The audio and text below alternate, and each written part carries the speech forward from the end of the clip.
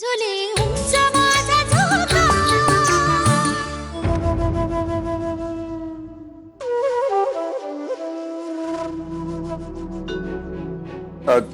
सगुणा, आले का लक्षात तुझ्या? सगळ्यांचा मान ठेवून राहा. आणि आईने काही बोल लावले तरी मनास लावून घेऊ नको. अनंताची काळजी घे. हो हो. सगुणाताई, सुभद्रा काकू येत आहेत. माईने लवकर बोलाविले आहे. हो.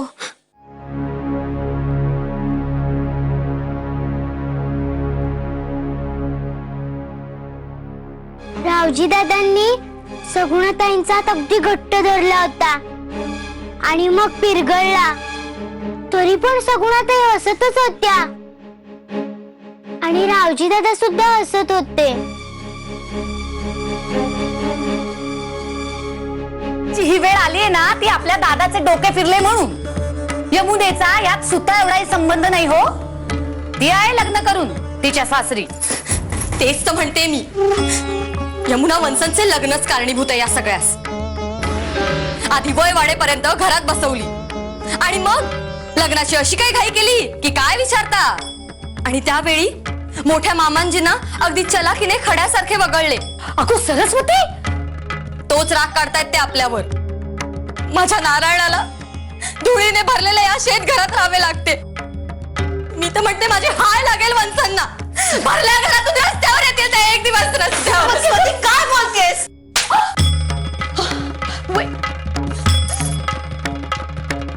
त्या दुखण्यानेच तर असे हसू येते आणि हसण्याने गुंगी येते. वाटते ही गुंगी कधी उतरूच नाही. दुर्गा अक्का, तू काय बोलतेस मला काहीच कळत नाहीये.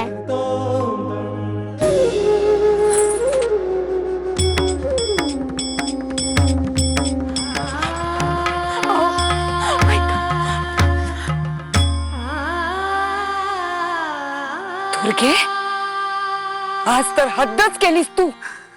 अगो, नवरा बायकोच्या एकांतातल्या गोष्टी ऐकायच्या आहेत तुला. अगो, आज गोष्टी ऐकतेस, उद्या तू. दुर्गे, मला क्षमा कर बाळा, मला क्षमा कर.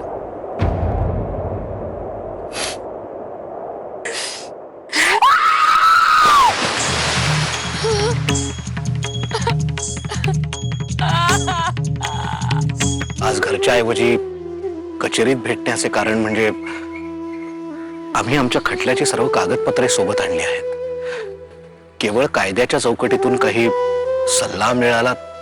आमची बाजू सत्याची आहे, ती आपण समजून घेतलीत आणि मार्गदर्शन केलेत तर. आपल्या साऱ्या कागदपत्रांचा आम्ही एक वार अभ्यास करूच, परंतु या विषयातील अतिशय निष्णात असे वकील आमच्या परिचयाचे आहेत, ॲडव्होकेट परांजपे. आपण त्यांना भेटू. ते आपणास योग्य तो सल्ला देतील आणि आपणास योग्य वाटले तर तेच आपला खटलाही चालवतील. आपले नशीब चांगले म्हणून सुभद्रा वहिनी वेळेवर पोहोचल्या आणि दुर्गा अक्काला बाहेर काढले. नाहीतर अनर्थ झाला असता. पण मला कळत नाही की दुर्गा अक्का विहिरीत पडली कशी. सांगा ना ताई, काय झाले होते? दुर्गेचा पाय घसरत होता. शेवटी तो घसरलाच आणि पडली. ती पडली.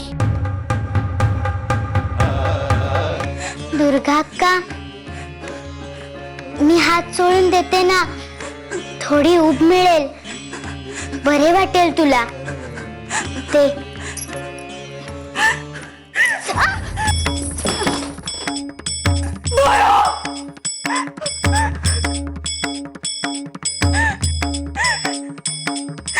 तुझ्यामुळेच घडले आहे सारे.